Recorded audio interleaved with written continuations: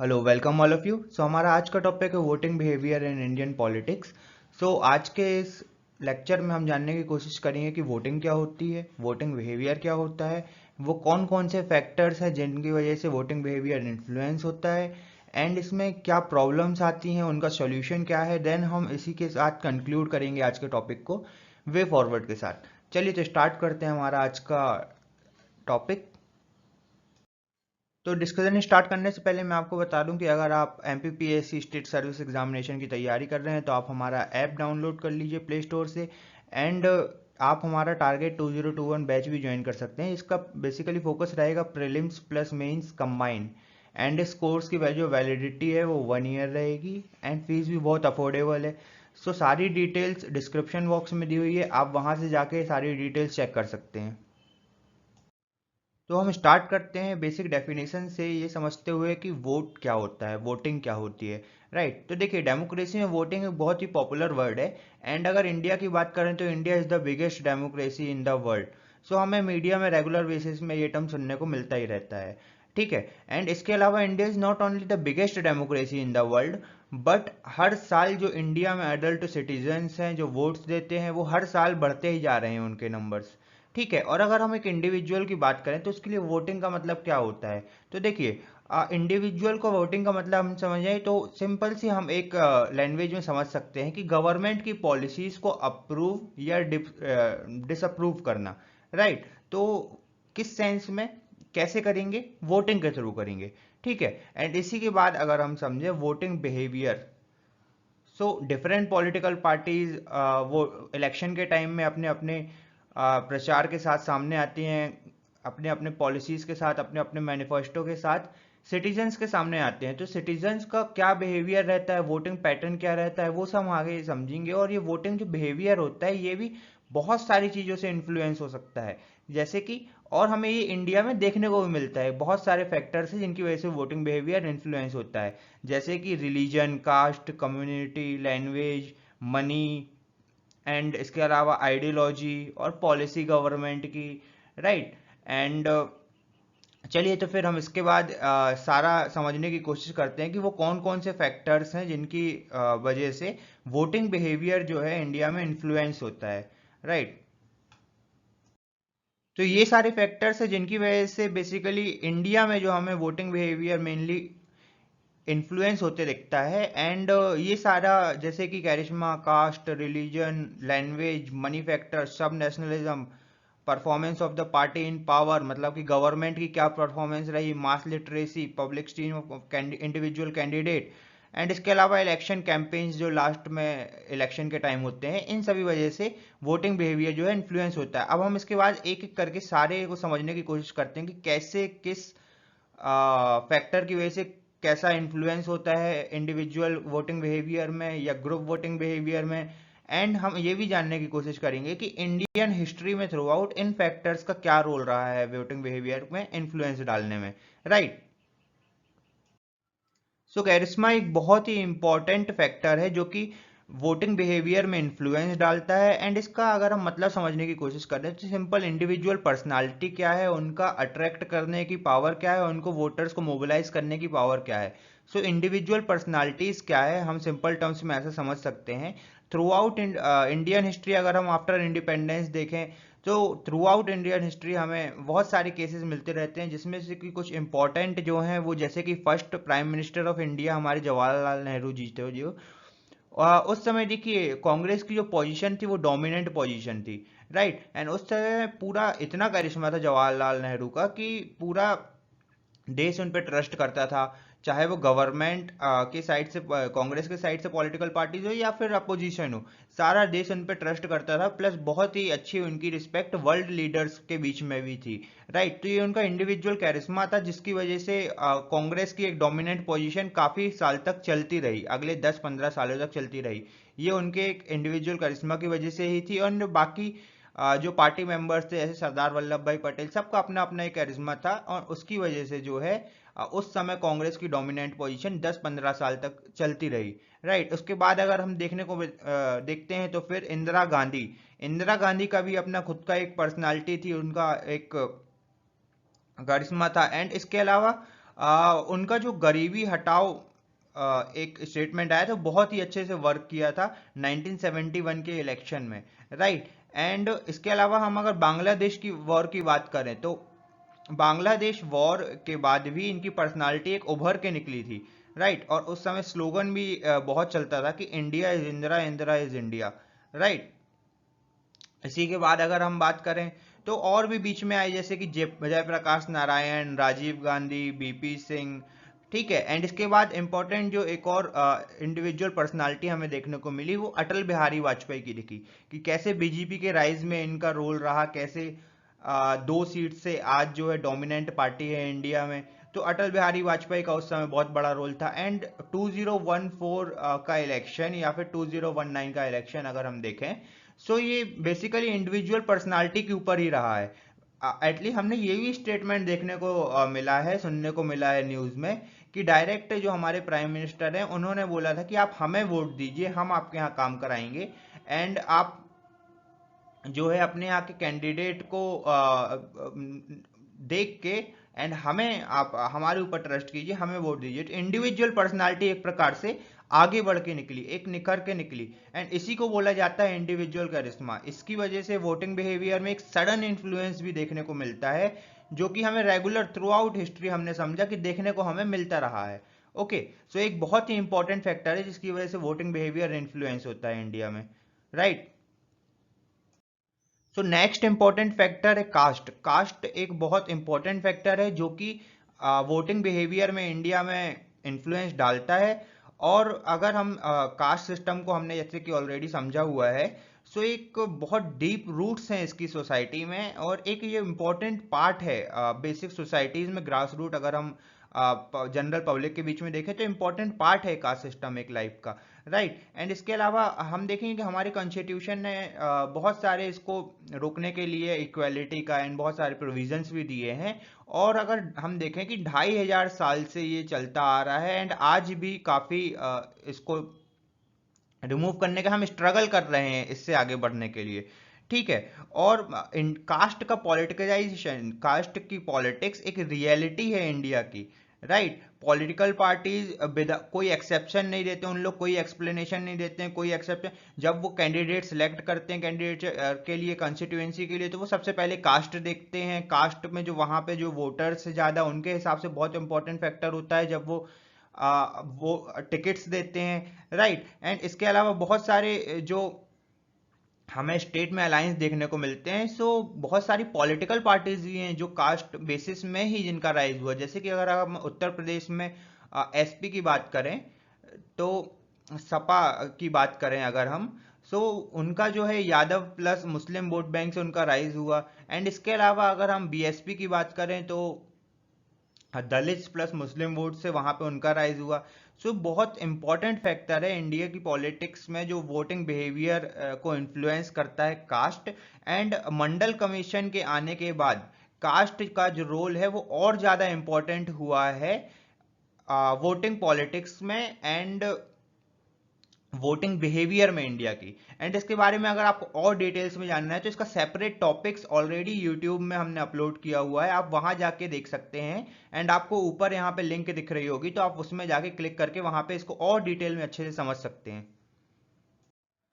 Religion एक और important factor है जिसकी वजह से वोटिंग बिहेवियर इन्फ्लुएंस होता है इंडिया में। एंड अगर हम कॉन्स्टिट्यूशन की बात करें तो कॉन्स्टिट्यूशन ने एक सेकुलर स्टेट बनाया है, हमारे फाउंडिंग फादर्स ने वो एक सेकुलर स्टेट्स बनाया है।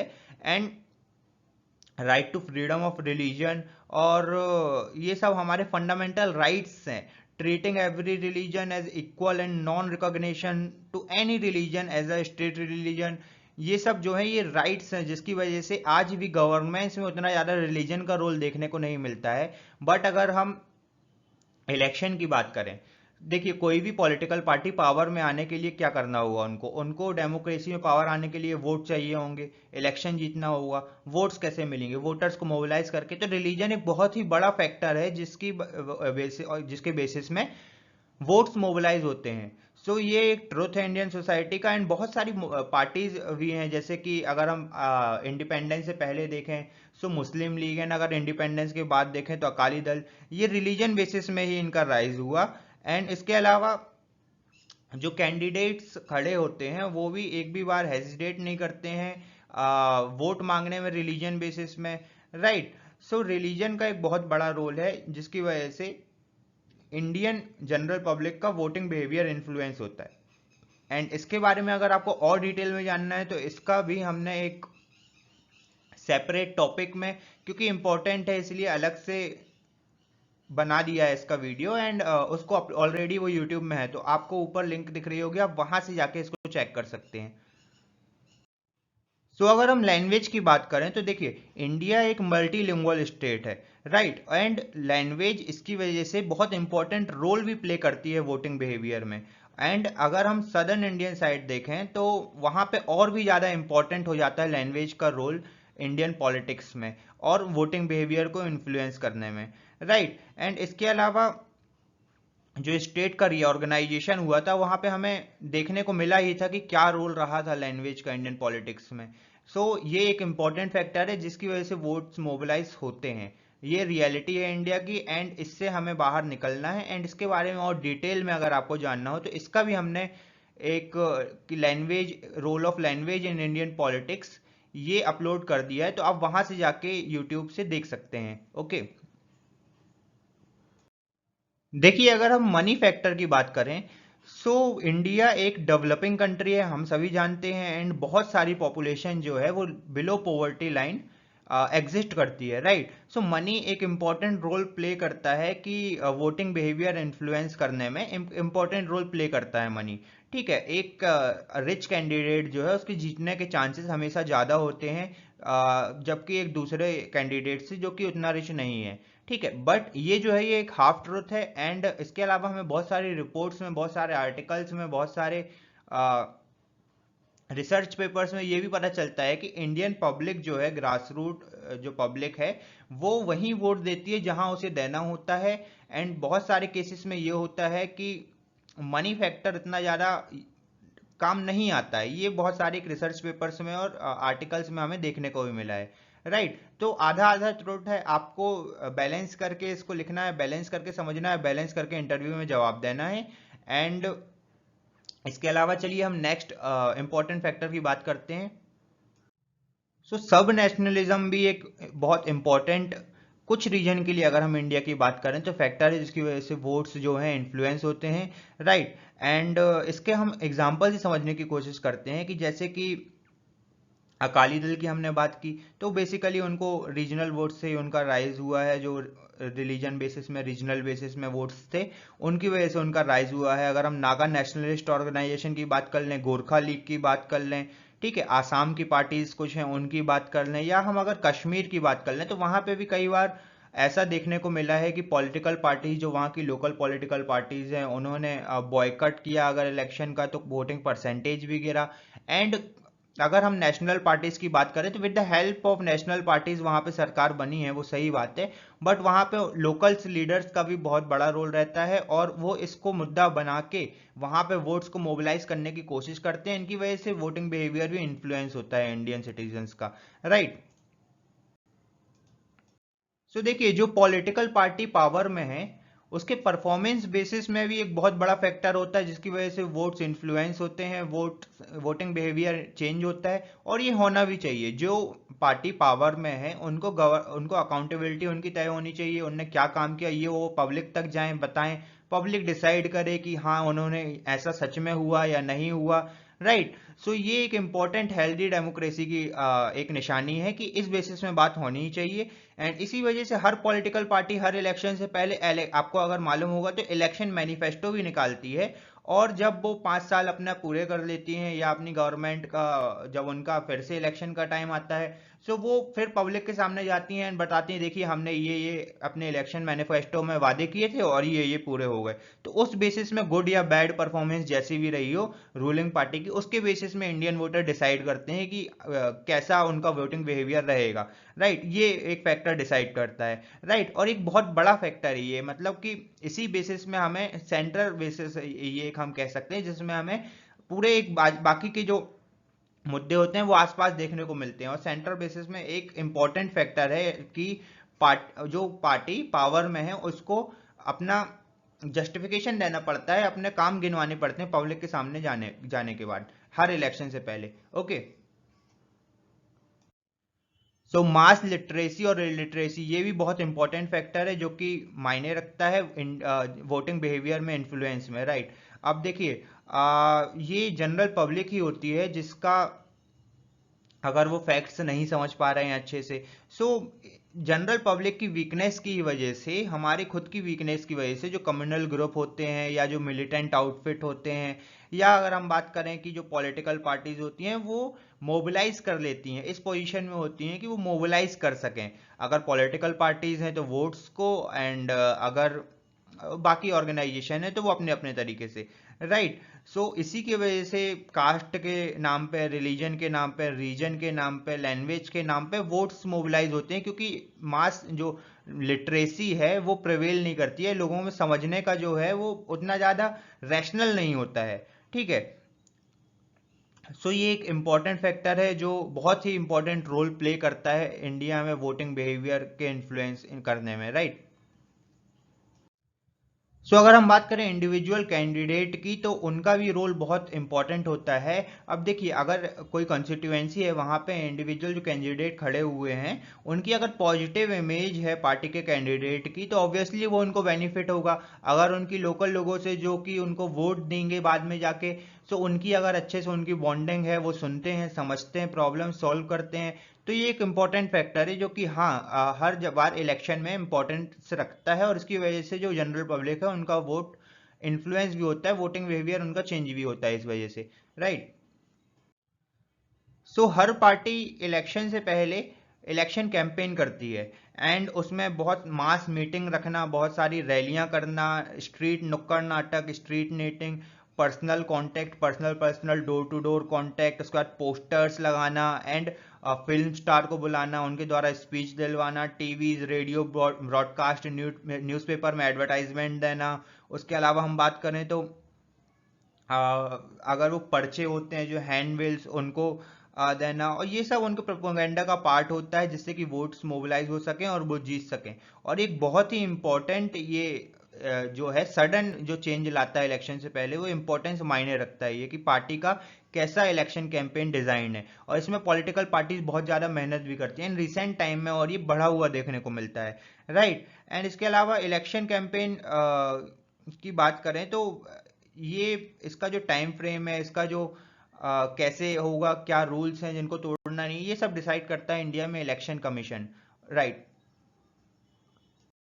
सो अगर हम कंक्लूजन एंड वे फॉरवर्ड की बात करें तो हमें सबसे पहले एक चीज़ समझनी होगी कि इंडिया का जो पॉलिटिकल सिस्टम है वो धीरे धीरे धीरे धीरे मैच्योर हो रहा है, एंड हम सभी जो है धीरे धीरे धीरे जो डेमोक्रेटिक इन्वायरमेंट है उसमें धीरे धीरे सेटल हो रहे हैं। राइट, एंड इसके अलावा जो फैक्टर्स हैं जो हमने समझे जैसे कि रिलीजन, कास्ट, लैंग्वेज, एंड इसके अलावा रीजन, सब नेशनलिज्म, मनी, पॉलिसी और आइडियोलॉजी, इन सब बेसिस में जो वोट्स होते हैं, और ये रियलिटी है इंडिया की, एंड ये एक विल है पीपल ऑफ इंडिया की, जो कि डेमोक्रेसी का एक बेसिक फीचर है कि जो पीपल की, इंडिविजुअल की विल होती है उसको सामने रखा जाता है डेमोक्रेसी में, और हर किसी को equal rights, adult franchise, universal adult franchise के थ्रू, कि एक वोट का एक वैल्यू। राइट, और इसकी वजह से होता क्या है कि जो भी अनडेमोक्रेटिक मीन्स हैं वो सामने नहीं आते, और जो पीपल की विल है इंडिविजुअल की वो सामने आती है। सो इसको मेंटेन रखना है, और अनडेमोक्रेटिक जो अनफेयर मीन्स होते हैं जैसे कि मैनिपुलेटिंग करना वोट्स को, रिगिंग इलेक्शन के दौरान, एंड इसके अलावा ये सब जो भी अनडेमोक्रेटिक चीज़ें होती है इसको अवॉइड करना है। सो ये एक स्टेटमेंट है, ये एक इम्पॉर्टेंट लाइन है जो कि आप यूज़ करेंगे अपने एग्जाम के दौरान। ठीक है, चलिए तो फिर आगे बढ़ते हैं। सो जल्दी मिलते हैं हम अपने नए वीडियो के साथ जो कि नए टॉपिक में होगा। एंड जब तक आप हमारा ऐप डाउनलोड कर लीजिए, यूट्यूब चैनल को सब्सक्राइब कर दीजिए एंड हम आप हमारे टेलीग्राम चैनल से भी जुड़ सकते हैं।